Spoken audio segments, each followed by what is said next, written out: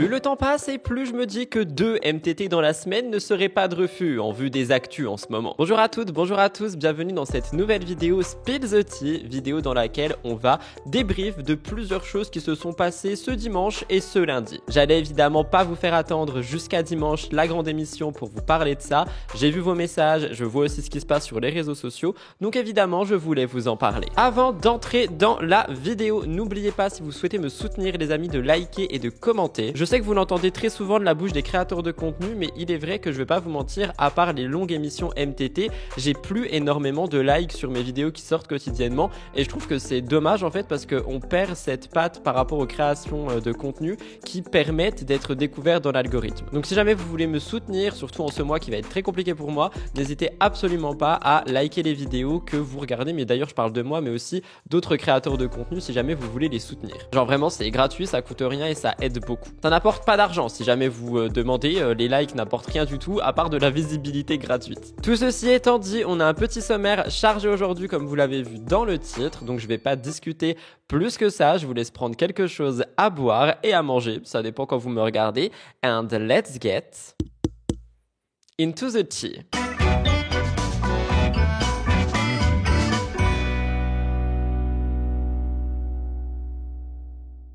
Pour ce Spill the Tea, les amis, on a pas mal de choses aujourd'hui et je vais tout simplement commencer par vous parler de Poupette Kenza. Et oui, ça faisait longtemps qu'on n'avait pas parlé d'elle et là ça fait 3-4 jours qu'on parle que d'elle. Poupette Kenza, pour un petit peu de contexte, est une influenceuse suivie par des millions d'abonnés. De son vrai nom Kenza Benchrif, elle fait aujourd'hui de nouveau parler d'elle. Aux dernières nouvelles, vous le savez, elle était libérée du centre pénitentiaire de Rouen, c'était il y a quelques semaines, et apparemment, elle aurait accueilli son 3e enfant. Et oui, Poupette aurait accouché. Je vous rappelle vite fait ce qui s'est passé. En juillet dernier, Poupette Kenza se rend en France pour assister au mariage d'une amie. Elle est arrêtée par les autorités. Elle est accusée d'association de malfaiteurs et tentative d'extorsion en bande organisée. Elle est placée en détention provisoire. Ensuite, on sait qu'elle est mise en prison pendant qu'elle est enceinte. Finalement, son mari rejoint la France et maintenant c'est lui qui est en détention.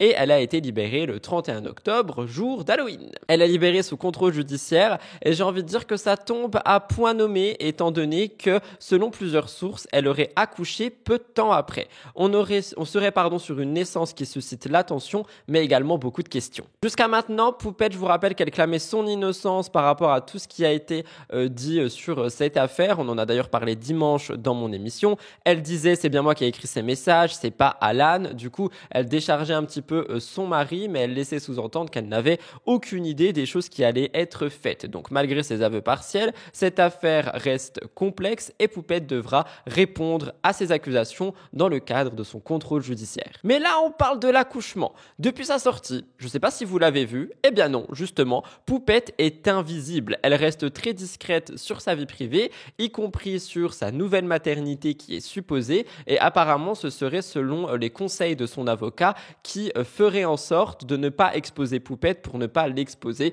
à plus de critiques. Cependant, certains indices laissent penser qu'elle aurait bel et bien donné naissance à son 3e enfant parce qu'on a une vidéo récente de son amie proche, Doussa, qui a éveillé une curiosité. Dans cette vidéo, Doussa évoque un retour précipité en France en raison, je cite, d'un gros changement de programme de dernière minute. Vous vous en doutez, ce commentaire a laissé les internautes perplexes et tout le monde pense que Poupette aurait accouché. Je vous laisse regarder ça. Un gros changement de programme. Les enfants, vous savez, je vous avais dit qu'on devait retourner en France et tout. On devait repartir semaine prochaine, rejoindre mon mari genre une semaine plus tard. Et finalement, les filles, gros changement de programme. On part plus tôt que prévu. Bon, il va falloir que je prépare toutes les valises et tout aujourd'hui. Je vais les faire là ce soir avec les spéculations vont bon train. Certains internautes affirment qu'elle aurait accouché depuis plusieurs jours. D'autres sont un peu plus sceptiques et attendent une confirmation officielle de Poupette. Quoi qu'il en soit, entre affaires judiciaires et nouvelle vie de maman, Poupette Kenza continue d'alimenter l'actualité, qu'elle soit présente sur les réseaux ou non. Personnellement, je reste à l'affût de tout ce qui se passe des deux côtés pour évidemment vous tenir au courant. Donc encore une fois, n'oubliez pas de vous abonner pour ne rien rater. D'ailleurs, je le redis ici, mais rejoignez-moi sur mon compte Instagram Rudy Coppel Actualité vérité, je vous poste quelques réels et quelques posts par jour qui sont vraiment des dernières minutes exclues. Donc n'hésitez pas si jamais vous voulez l'actu en temps et en heure. Qu'on apprécie ou non Poupette, peu importe l'affaire judiciaire, etc., etc. Si on parle quand même de la naissance de son troisième enfant, je lui souhaite beaucoup de courage et des félicitations. Kevin Gage a fait parler aussi. Alors ça, j'ai vu que c'était sorti le jour de la sortie de mon émission, donc j'étais là en mode oh non, j'aurais pu le mettre dedans, mais je n'ai pas eu le temps. Après de nombreuses turbulences en amour, Kevin Gage semblait avoir trouvé chaussure à son pied avec Chloé, rappelez-vous. Et malheureusement, cette histoire, elle s'était terminée. Mais dernièrement, on l'a vu en live, Kevin semblait vouloir remettre un peu le couvert avec Chloé. Je vous rappelle qui il est, pour celles et ceux qui ne le connaissent pas, parce qu'il y en a beaucoup qui me suivent uniquement pour mon contenu et non pas la télé. Kevin était un très grand personnage, j'ai envie de dire, des Marseillais, surnommé le Jaguar en raison d'une réputation de séducteur, et il a longtemps enchaîné les conquêtes avant d'avoir une histoire sérieuse avec Carla Moreau. Ensemble, ils ont une fille qui s'appelle Ruby et ils se séparent les deux en 2022. Depuis, Kevin a multiplié les relations, on a vu pas mal de flirts qui ont été mis en avant sur les réseaux sociaux et ces aventures n'ont fait que souligner effectivement le surnom de Jaguar comme on avait pu le connaître. Bref, il a également eu Chloé qui était avec lui, Chloé qui ne voulait pas forcément être mise en avant sur les réseaux sociaux, une relation qui semblait très sérieuse. D'ailleurs, beaucoup de personnes appréciaient Kevin et Chloé dans ce qu'ils montraient. Et récemment, Kevin, il avait fait quelques petites publications, laissant sous-entendre qu'il pouvait regretter sa rupture avec Chloé. Il disait notamment « J'ai grandi avec mes erreurs, je suis prêt à changer ». Et il y en a beaucoup qui critiquent son discours parce qu'il faisait comprendre qu'il ne voulait plus être un jaguar, étant donné que les gens disent qu'il minimise en fait les comportements problématiques qu'il peut avoir dans les relations. Tout ça pour dire que le 30 novembre, Kevin surprend tout le monde. Il serait une fois de plus avec Chloé. C'est une séparation qui a été tumultueuse, je vous le rappelle, et cette révélation du 30 novembre a laissé tout le monde dans un état un peu mitigé. Il y en a beaucoup qui soutiennent le couple, il y en a d'autres qui sont surpris. Kevin apparaît dans une vidéo, il dit « Je suis heureux, c'est ce que je veux, je l'aime ». Pour un petit peu de contexte sur leur relation, il y a eu énormément de rebondissements, notamment à cause du tournage des 50. Il y a des rumeurs de tromperie qui avaient éclaté. Kevin avait dit que leur séparation avait eu lieu bien avant le tournage des 50, qu'ils avaient fait une sorte de break pour la première fois. Ensuite, ils sont partis en voyage, ça n'a pas marché. Et donc, ils se sont séparés avant les 50. Ici, il explique que cette fameuse pause leur a fait du bien et qu'ils veulent se redonner une chance. Kevin essaye d'être transparent, donc il clarifie les circonstances de leur précédente séparation pour une fois. Il dit qu'elle l'a quitté et qu'il avait très mal vécu cette rupture, qu'il était encore très amoureux, que c'était donc une période compliquée pour lui et qu'aujourd'hui, il a de la chance parce qu'il peut se remettre avec. Il faut quand même savoir que les accusations d'infidélité qui ont suivi leur séparation ont également été une source de frustration pour Kevin. Il dit que les gens qui parlaient de tromperie, c'était pas possible parce qu'en fait, tu pouvais pas tromper quelqu'un avec qui tu n'es plus en couple, laissant donc sous-entendre qu'ils n'étaient vraiment plus ensemble dans les 50 lorsque Kevin s'est rapproché de Lisa Marie et ensuite de Carla A. Aujourd'hui, Kevin, il est déterminé à faire fonctionner cette relation avec Chloé, il veut avancer avec elle, mais il y a quand même certains internautes qui restent sceptiques, voire prudents, se demandant si ce retour de couple ne sera pas tout simplement, encore une fois, une erreur malheureusement, ou alors si ça pourra vraiment apporter de la stabilité à Kevin Gage. J'ai aussi vu 2-3 rumeurs qui disent que attention, parce que maintenant qu'il refait de la télé, ça pourrait être pour la télé, j'espère sincèrement que ce n'est pas le cas. Pour le moment, Kevin et Chloé apparaissent plus complices que jamais sur les réseaux sociaux, ils partagent des moments de leur quotidien avec tout le monde. Une chose est sûre, Kevin n'a pas fini de faire parler de lui et j'espère sincèrement que cette relation pourra une fois de plus tenir dans le temps parce que c'est vrai que moi je l'ai trouvé quand même très beau ensemble. Je vous laisse regarder Kevin qui répond à cette question. À la question, t'es-tu remis avec Chloé? C'est une des questions qui revient le plus sur mes réseaux sociaux. Je pense que voilà, les gens ils sont pas dupes, donc ils voient un petit peu ma vie, ils voient ce qui change et ce qui change pas. Donc je vais vous refaire un récapitulatif. Avec Chloé, on est resté plus d'un an ensemble. Elle est partie 1 fois, 2 fois, 3 fois. Au bout de la 4e fois, je pensais qu'elle allait jamais revenir. Donc c'est elle qui m'a quitté. Donc quand j'ai vu sur les réseaux sociaux Kevin a fait cocu, pas Kevin a fait cocu, ça c'est faux. Tu peux pas faire cocu quelqu'un avec qui tu n'es pas et quelqu'un qui t'a quitté. Donc non, en fait, non, c'était son choix à elle. Je l'ai très très mal vécu parce que j'ai été très amoureux. Tu peux pas aimer dire à une personne je t'aime et je veux faire des enfants avec toi et du jour au lendemain l'oublier, c'est pas quelque chose de possible selon moi. Donc oui, je l'ai très mal vécu. Du coup, j'ai décidé moi de partir faire cette aventure des 50. Je pensais que voilà, avec 50 personnes, du monde que je connais et tout, essayer de passer à autre chose, c'est quelque chose qui m'aurait fait du bien. Sur le moment, tu es là, tu essayes de penser à autre chose, Après, tous les gens qui étaient avec moi, ils le savent, je parlais de ça tous les jours. J'étais pas bien, j'étais pas heureux parce que quand tu aimes quelqu'un, tu n'étais plus avec cette personne. Voilà, c'est une personne que j'ai envie de rendre heureuse tous les jours, j'ai envie de la voir sourire tous les jours. Quand elle est contente, je suis content. Et je me dis que à ce moment-là, j'avais plus ça avec moi et c'est quelque chose qui m'a fait du mal. Donc j'étais dans cette aventure. C'est vrai que ça se voit pas spécialement à l'écran parce que je pense pas que c'est ça qui est intéressant à vous montrer. Mais voilà, c'est vrai que je l'ai mal vécu. De là, après, j'ai essayé de la recontacter, ça n'a pas fonctionné. Je suis parti faire les apprentis aventuriers, je suis revenu, c'était son anniversaire, j'ai décidé de la contacter. Je pense que de l'eau avait bien coulé sous les ponts depuis et on s'est rendu compte l'un comme l'autre qu'on s'aimait. On s'est rendu compte l'un comme l'autre qu'on se manquait. On s'est rendu compte l'un comme l'autre que des fois, à penser que l'herbe elle est plus verte ailleurs, c'est faux. C'est faux. Voilà, on s'aime, ça s'explique pas. Et voilà, je regrette pas mal de choses. C'est vrai que je pense que la seule chose que je regrette et que je conseillerais aux gens, c'est quand tu aimes une personne, il faut tout faire pour la récupérer. Même si tu penses que c'est mort, comme moi je pensais que c'était mort, il faut tout faire pour la récupérer. Parce que voilà, pendant le laps de temps où tu n'es pas avec la personne, toi tu fais des choses, la personne aussi. Et c'est des choses que tout le monde regrette. Et ça c'est dommage. Après, voilà, je pense qu'il ne faut pas se tirer la pierre. Moi en tous les cas, actuellement, je suis quelqu'un d'heureux. On a décidé de se redonner une chance. Je pense que ça nous a fait du bien cette rupture parce que voilà, ça nous a fait prendre conscience de plein de choses. Mais en tous les cas, voilà, pour répondre à la question, oui. Et oui, je suis heureux. Et oui, c'est la vie que je veux avoir. Et je l'aime. Donc en fait, quand tu aimes quelqu'un, faut pas avoir honte de le dire. Faut le dire, faut le prouver. Et il faut le prouver tous les jours. Chose que j'essaye de faire. J'espère avoir répondu à votre question. Bastos, dans ses lives, vous le savez, il lance des accusations, il réagit à l'actualité, il utilise l'humour pour parfois faire passer certains messages, et cette fois-ci, il est allé assez loin dans ses accusations, étant donné qu'il a accusé Océane Elimer d'inciter à la consommation de stupéfiants. Il a révélé tout ça dans un live, je vous raconte. Bastos est quelqu'un qui est connu pour son franc-parler et des interventions qui sont parfois assez compliquées dans le monde de la télé-réalité. Et par conséquent, il ne cesse de faire parler de lui. Il enchaîne des provocations et des révélations et il s'est attiré les foudres de nombreux candidats comme Marois Merasca ou Vincent Queijo qui ont apparemment déposé une plainte contre lui après qu'il ait à plusieurs reprises critiqué leur relation sur Twitch. Simon Castaldi aussi de son côté a failli en venir aux mains avec Bastos, rappelez-vous la fameuse vidéo où ils sont tous en train de crier en bas de chez lui. Et bien aujourd'hui on a une nouvelle polémique qui éclate autour de Bastos et cette fois-ci ça implique Océane Elimer.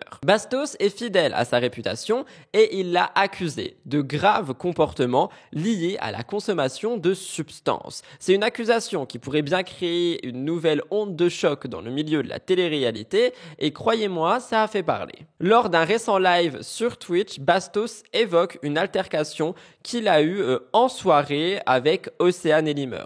Selon lui, Océane aurait proposé à Victoria de consommer des choses. Face à cette scène, Bastos affirme avoir réagi. Il avait dit « Et t'es sa copine et tu fais ça ». C'est ce qu'il aurait dit à Océane selon ses dires. On va rester sur le conditionnel quand même. Une dispute aurait ensuite éclaté avec Victoria qui lui aurait répondu qu'elle était capable de prendre ses propres décisions. Bastos ne donne pas de preuves directes par rapport à ce qu'il dit, mais il nourrit quand même les spéculations sur lesquelles Océane aurait certaines fréquentations et elle-même consommerait donc des substances. Il laisse entendre que ses liens avec Benoît Paire, donc l'ex de sa sœur, pourraient être associés à ces pratiques douteuses. Je cite: « On sait que ça traîne avec Benoît et qu'on se doute bien que les pratiques ne sont pas forcément extrêmement clean. » C'est ce qu'il a dit en live. Bastos n'en est pas à son premier commentaire concernant les sœurs Elimer. Rappelez-vous, récemment, il s'est aussi exprimé sur le fait que Marine était en couple avec Raphaël. Il parlait de la cohérence des engagements religieux de Marine par rapport à cette nouvelle relation. Ces remarques, souvent empreintes de provocation, alimentent régulièrement des polémiques autour des deux sœurs, mais également autour des candidats et des candidates de manière générale, quelque chose qui fait tout le temps parler. Cette nouvelle accusation qui vise Océane risque d'avoir pas mal de répercussions sur l'image des sœurs, déjà fragilisée en ce moment par les critiques récentes, notamment via OO. Les internautes, ils ont réagi à ces révélations que je vais vous laisser écouter. Il y en a qui soutiennent Bastos pour son franc-parler. Il y en a d'autres qui critiquent son acharnement et l'absence de preuves qu'il devrait avoir quand on lance ce genre d'accusation.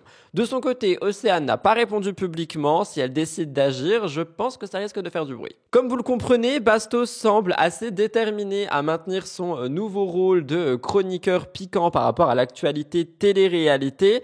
Toutefois, je pense qu'en ciblant régulièrement les mêmes personnes, en lançant des accusations aussi graves, il pourrait finir par avoir de sérieux problèmes. Même si lui, il dit qu'il ne dit que la vérité, je pense que lancer ces accusations sans preuve, ça peut être assez compliqué. Reste à savoir si ça aura un impact sur Océane, si celle-ci décidera de répondre ou si tout simplement elle ne dira rien.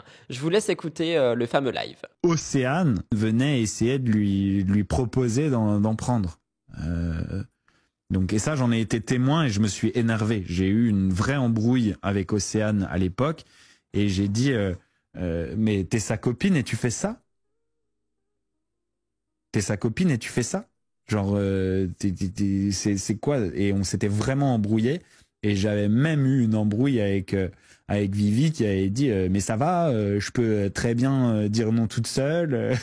Et on s'était un peu embrouillé à la suite de ça en after. Je m'étais vraiment vénère. Après, pour le reste, voilà, je ne sais rien sur la consommation de Marine, j'en sais rien. Voilà, mais on sait que ça traîne avec Benoît Paire, etc. Et que on se doute bien que les pratiques ne sont pas forcément extrêmement clean. Voilà. Ce n'est pas tout concernant Bastos, je le rajoute hors script. J'ai vu sur mon serveur Discord, que je vous invite d'ailleurs à rejoindre si jamais vous souhaitez discuter d'actualité, de télé-réalité avec toute ma communauté. J'ai vu des personnes me dire que lors d'un dernier live, il aurait eu Solène en invité et que celle-ci serait partie parce qu'il n'aurait pas voulu lui présenter des excuses publiques alors que celle-ci en demandait par rapport à une situation où elle aurait été blessée. Il y en a beaucoup qui n'ont pas vu le moment où elle part, il y en a beaucoup qui voulaient en discuter. Donc je vous le mets là. Si jamais vous voulez en parler dans l'espace commentaire ou sur Discord, n'hésitez pas à aller voir. C'est normal. À partir du moment où tu sais que tu t'es montré blessant avec quelqu'un, vraiment, rien que, ne serait-ce que par politesse et par respect pour l'amitié que vous avez, et Bastos, tu sais que j'ai été très sympa et patiente avec toi. Rien que pour ça, tu devrais présenter tes excuses. Même si tu n'es pas d'accord avec moi. Parce que sur le fond, tu penses ce que tu veux. Tu penses ce que tu veux. Et je t'ai jamais empêché de penser ce que tu voulais. Mais tu sais qu'à partir du moment où t'as été blessant, tu dois t'excuser. Bonne continuation et prends soin de toi.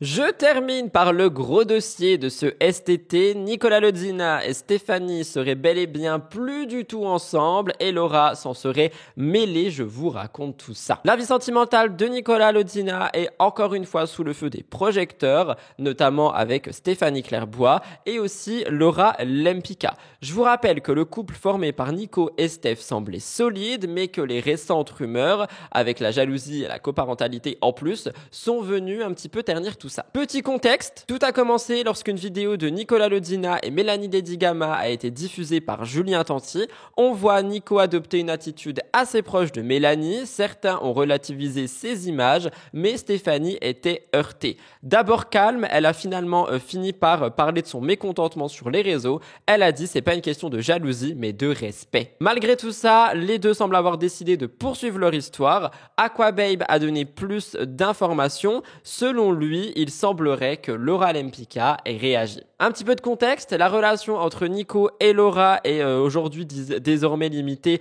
à de la coparentalité, ils s'entendent quand même très bien et il semblerait que ça ait troublé un peu l'équilibre avec Stéphanie. Selon plusieurs sources, Stéphanie aurait du mal à accepter la proximité maintenue entre les deux ex Nico et Laura. Nicolas, lui, est conscient des tensions, il aurait d'ailleurs réduit ses déplacements à Dubaï où réside Laura pour éviter d'aggraver la situation. Mais cela n'aurait pas suffi à apaiser les inquiétudes de Stéphanie. Alors pour réagir, si c'est vrai, je sais pas si c'est vrai, mais si c'est vrai, je trouve que ça va quand même assez loin par rapport à Steph, dans le sens où Nico et Laura n'ont absolument plus d'amour entre les deux, ça fait des années.